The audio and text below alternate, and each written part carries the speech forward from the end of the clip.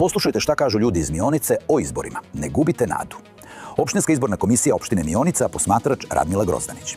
Juče sam bila posmatrač u Brežđu, selu od 334 glasača. Videla sam i nepravilnosti, i pritiske, i pokušaje da se sve relativizuje. Ali najjači utisak nisu propusti, nego ljudi. Na kraju dana, 92 osobe iz tog malog sela su skupile hrabrost da glasaju drugačije.